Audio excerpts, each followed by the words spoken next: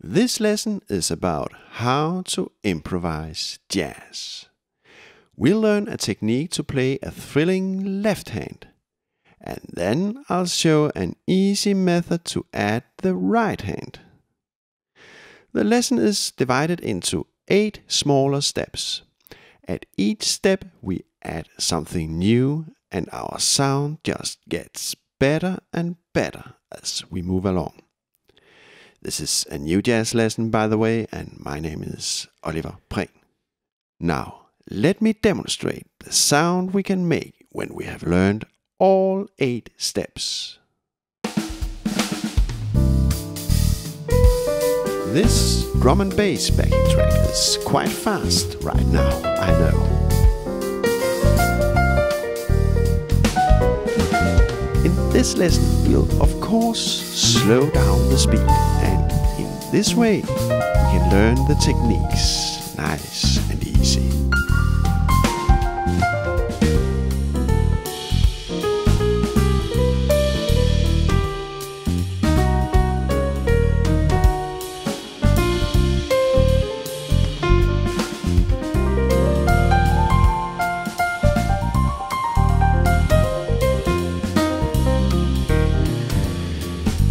Okay.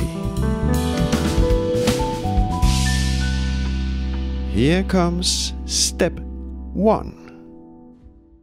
The first thing we need to do is to make a left hand grip. So, put your middle finger on the G note. Add the ring finger a whole step below, and the index a whole step above. Now add the pinky, a perfect 4th below the middle finger. And the thumb, a perfect 4th above.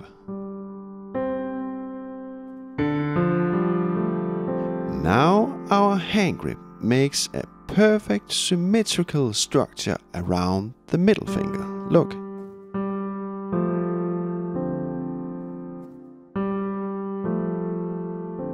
This is the pentatonic scale, by the way.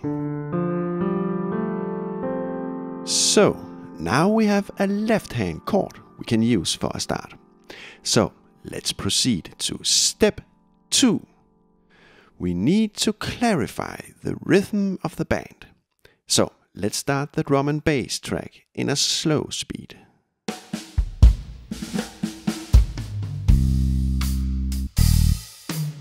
Now listen to the rhythm of the band. Here we have the main beats. 1, 2, 3, 4. 1, 2, 3, 4, 1. And listen. In this case, the main beat is divided into 3 subbeats. 1, 2, 3, 1, 2, 3, 1, 2, 3, 1, 2, 3. Try to play our pentatonic grip on the main beats like this.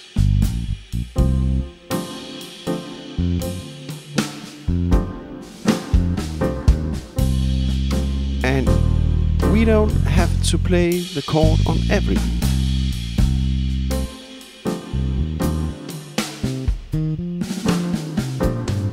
A little better, right?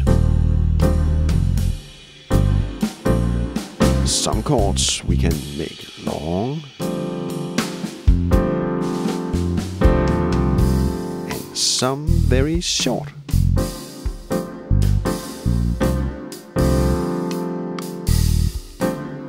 Well, our sound is still a little boring, stiff and clumsy. Well, one of the reasons is probably that we only hit the main beats. So, let's try to hit a subbeat instead. Try out, for example, the 3rd subbeat.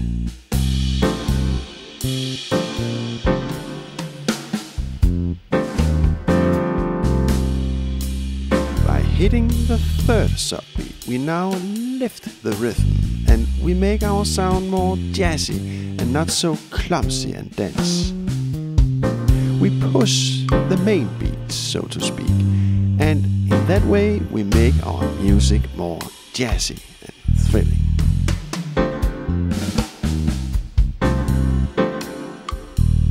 Now, let's also try to exercise the chords on the second subbeat.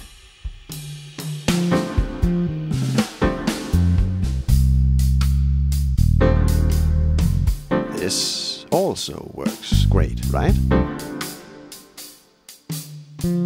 And let's mix both options.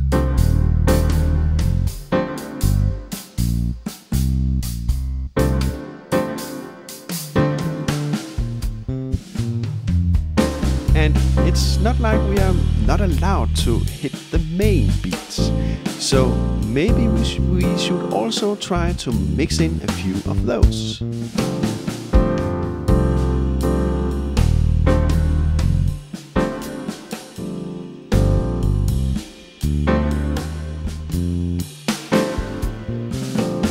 By using the contrast between playing the weighted heavy main beats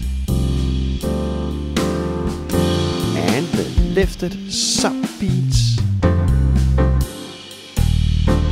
we can actually vary our sound.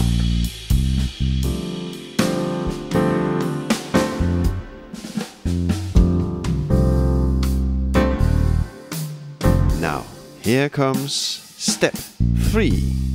Move the left hand grip to different positions, like this.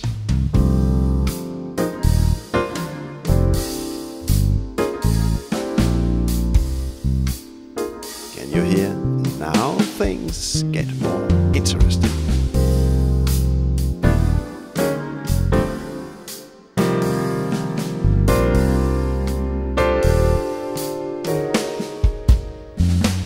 So, to be able to do this, we need to learn all 12 positions of our hand grip.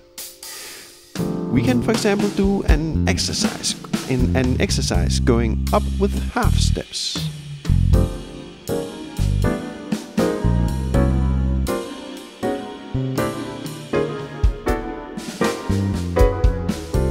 And down again.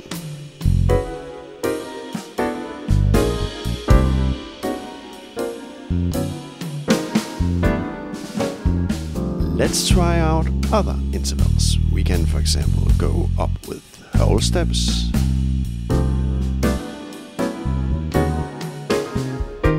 And down again.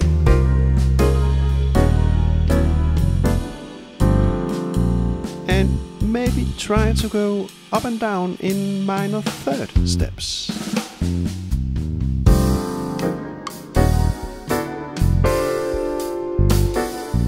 I like to make these exercises going up and down in specific interval patterns. In this way I incorporate some kind of order to my chord progressions that I may benefit from when improvising music. Now let's leave these strict interval patterns and just play the different positions random.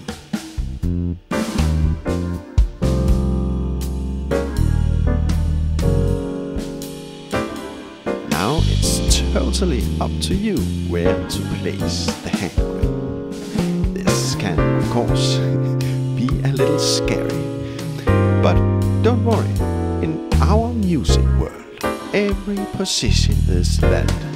No position is forbidden. So you are totally free to experiment and express yourself.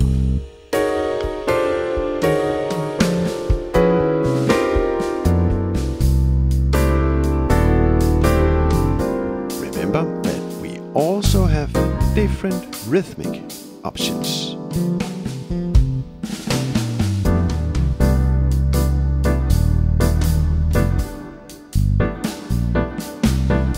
So in total we can create almost an infinite number of combinations.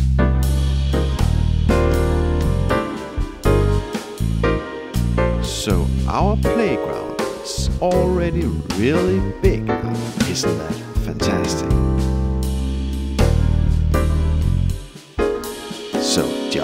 play around, try out different stuff, be creative, and have fun.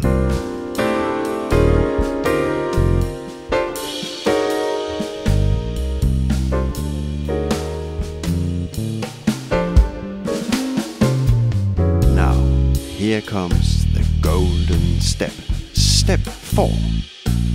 Now we have learned to manage this very thick sounding 5-finger hand grip. The idea is that we can easily thin out the grip. For example, we can just lift the ring and the index finger, and we got this very well-known quarter chord. You see? A stack of perfect fourths. A very nice and very often used chord structure when playing jazz.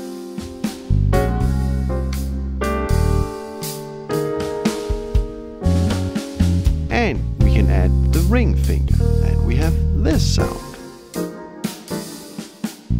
A little thicker, but not as thick as the 5-finger version.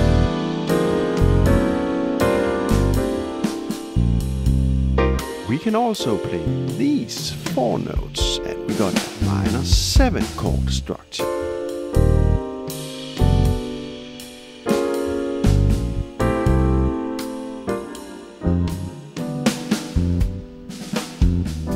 We can thin out the grip more radically and play only 2 notes.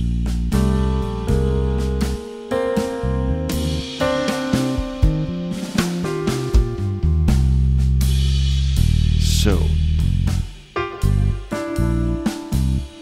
now we have a lot of options on how to form our left hand chord.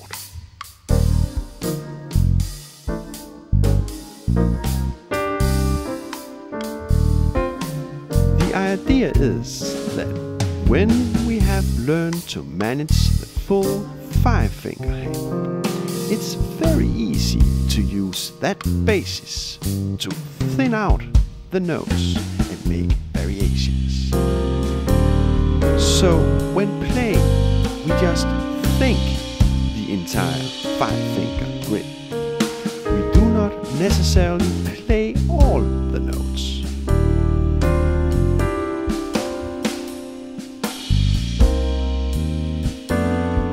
So totally, we now have a whole lot of potential options in our toolbox. We can play on different beats, as we learned in step 2.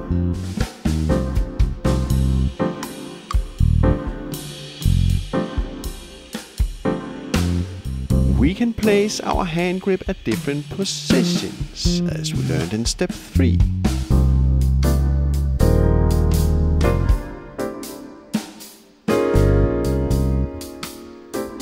And finally, we can thin out our grip in many different ways, as we have learned in this step 4.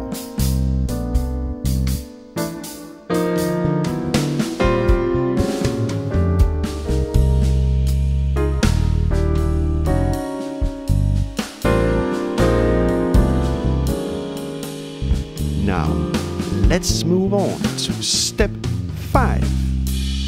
We'll add the right hand and improvise a solo. Okay, in the left hand we got this main pentatonic hand grip, right? Now what we do is that we simply copy that grip in the right hand, like this. So this is our left hand chord material. And this is my right hand improvisation material.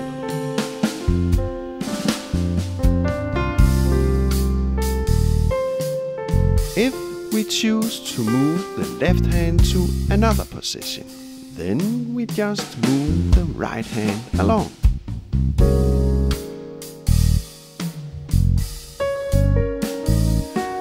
So my left and right hand simply just follow each other.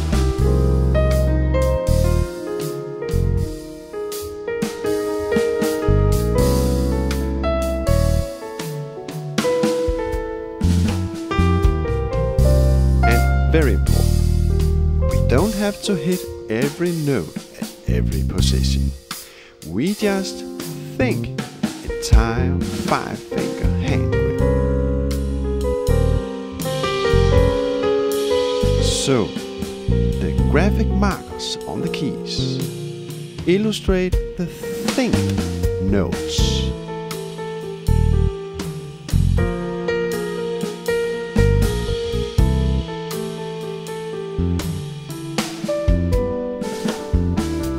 By the way, we don't have to play anything in the right hand every time we change position in the left hand.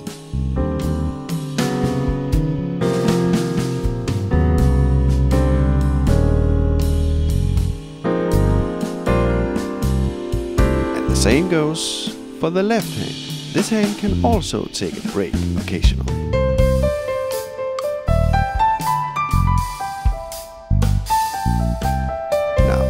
Just play around, use your creativity and have fun.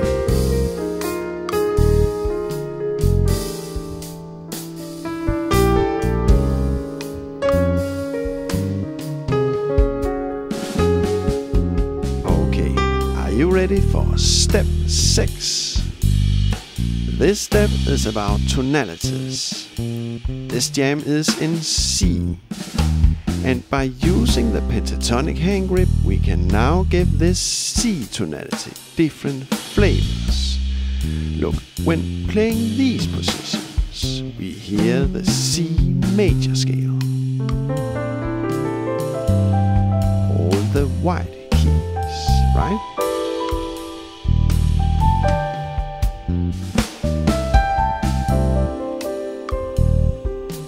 By placing the hand grip here, we augment the 4th step. So this is the C Lydian scale, a very bright sound, right?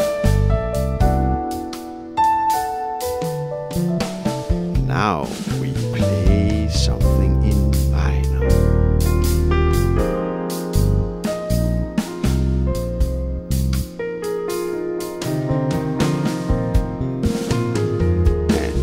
Placing the hand grip here, I raise the 6th step and we play the C Dorian scale.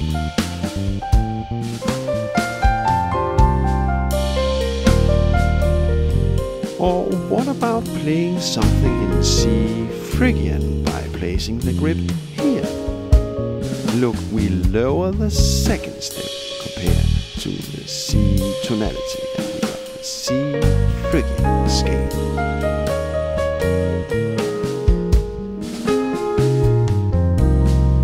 Well, all this theory talk about scales may be a little overwhelming, but don't worry. You can actually just forget all about that. Because my main point is that you just observe that different positions of our hand grip make different flavors to the music. So choose a position and listen. How does this sound? Choose another position. How does this sound? Experiment, observe, and reflect. Now we play something bright and major-like.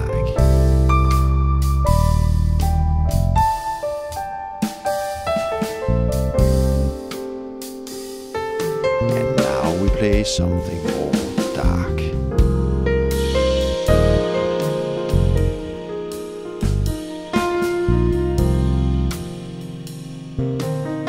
And now we play something totally outside and crazy. And now we play a more friendly tonality.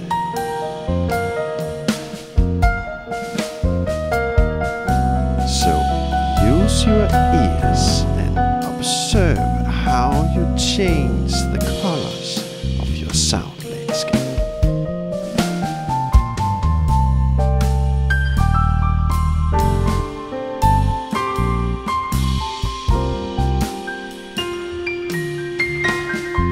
Now, isn't all this fantastic? We can actually create so many flavors just by moving around a simple pentatonic hand grip.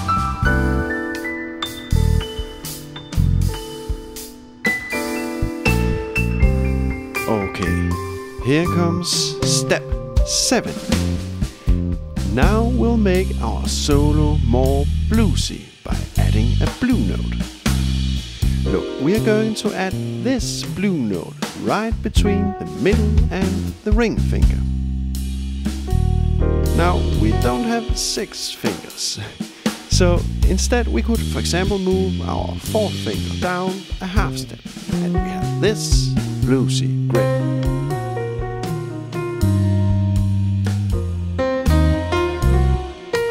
This blues grip we can of course also play in different positions.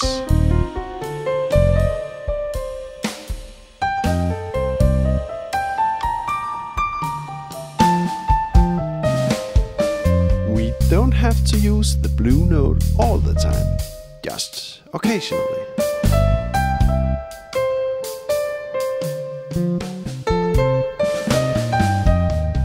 If the blue note is a black key, we can also just slide the note like this.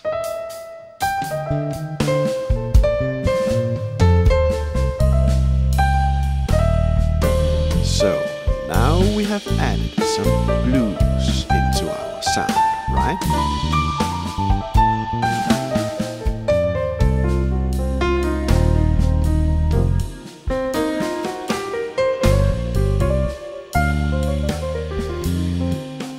Okay, here comes the final step 8. When you are ready, and only when you are ready, speed up the tempo. So let's speed up the backing track and try out all we have learned in this lesson.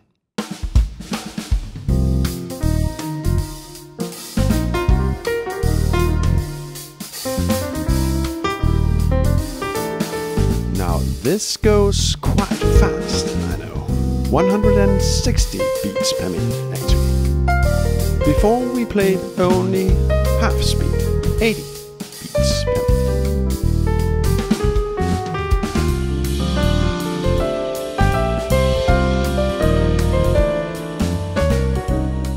If you are a beginner, then wait doing this speed. First of all, you must have patience, and you must practice and practice.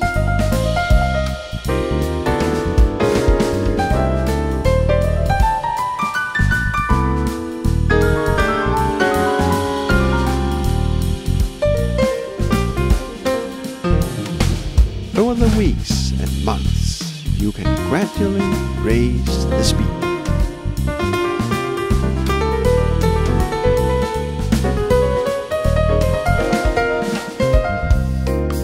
But start by making it all sound good before speeding up.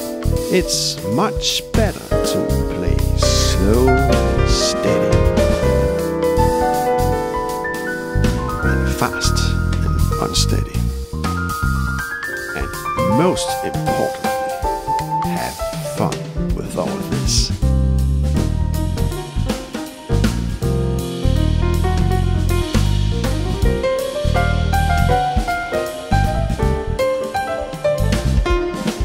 Be creative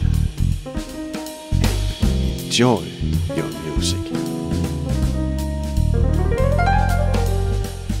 Okay. This lesson was mostly about the left hand and an approach to connect the right hand.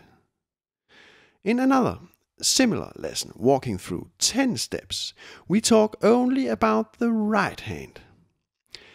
In the end of that lesson, I have also placed the drum and bass backing track, both in the slow and the fast version, if you want to play along. I have also gathered all new jazz lessons about the left hand in a single playlist. I'll paste all relevant links in the description below. Now, a big thanks to all of you who made donations. You make all this real to me. Now I only have to drive the city bus 2 or 3 days a week to make a living. This makes me able to make a new lesson approximately every 3rd week.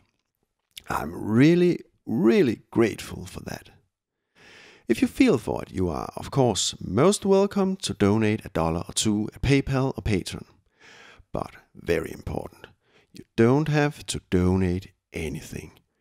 All new jazz lessons are free and public, money or no money. You can also just give me a like or a nice comment or just follow my channel and you actually give me all the support I need. And by the way, are you still here? Great! By the way, if you speak another language than English, and if you feel for it, you are very welcome to translate the English subtitles and descriptions into your preferred language. All my lessons are open for translation. In this way, you can help a lot of people who don't understand English, and my lessons also get a broader audience.